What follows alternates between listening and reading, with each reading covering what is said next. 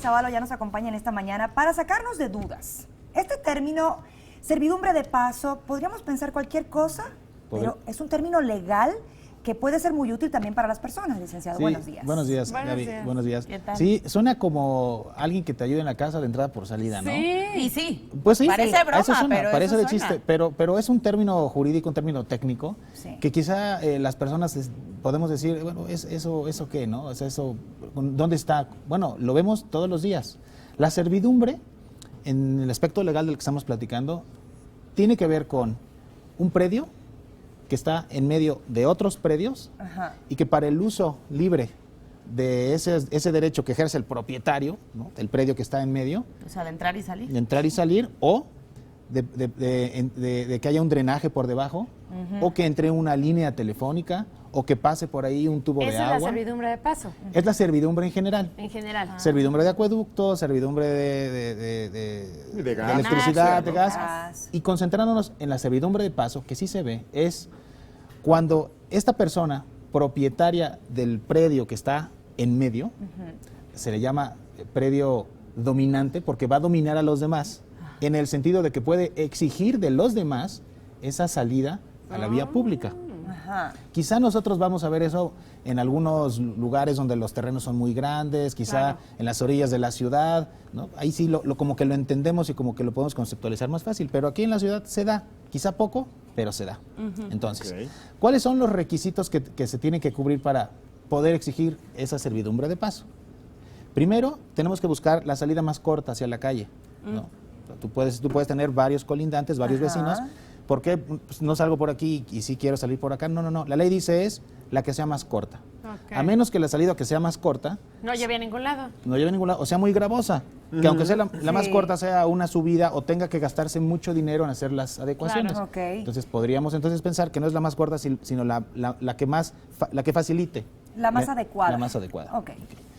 La persona que es dueña del predio sirviente, o sea, los vecinos que tienen que dejar pasar, Claro. pueden decir, ¿yo por qué? Tienen derecho a una indemnización. La servidumbre de paso va a ser obligatoria, porque es de orden público que todas las personas podamos circular libremente hacia la calle, Claro. pero puede establecerse una indemnización. Oye, yo aquí no lo tenía dispuesto para que tú entraras y salieras. Claro. Yo lo tenía como una bodega o lo tenía como un jardín. El hecho de que tú entres y salgas, porque yo ya no puedo hacer otra cosa más que permitir esa entrada y salida, Claro. a mí me genera una complicación, me genera Así un es como daño. nos los imaginamos normalmente, ¿no? Así nos lo podemos imaginar. Pero así es en como un sucede rancho. en la Totalmente, ciudad. pero realmente esto, bueno, sucede alrededor de la ciudad, o me imagino que sucede cuando tú vas sin saber, compras un terreno y te vas. Y pasan 10 años y regresas a tu terreno y resulta que alrededor tuyo compraron otros. Así podría ser, ¿no? Así podría ser. Hay servidumbres que van, las servidumbres, bueno, en términos generales, van pegadas al predio. Si hay un predio que tenga una servidumbre y yo lo vendo, bueno, la servidumbre va pegada al predio, siempre va, esa siempre se va a respetar. ¿Qué Pero, sería la solución? ¿Y de cuánto es la indemnización? La indemnización consiste o se cuantifica de acuerdo a lo que a ti se te dejó, lo que tú dejaste de percibir Claro. por permitir el uso de ese acceso. Eso está a discreción de un perito, está a discreción de un juez. Claro. Eso nos lleva a otro punto. Las servidumbres se pueden constituir de manera voluntaria. Ok. O sea, yo me pongo de acuerdo con mi vecino, Ajá. el vecino entiende que me tiene que dejar pasar y bueno, podemos decir dónde, cuánto va a costar, el ancho de la servidumbre, ¿no? Porque Ajá. yo puedo decir, yo quiero una servidumbre grande para poder meter un coche.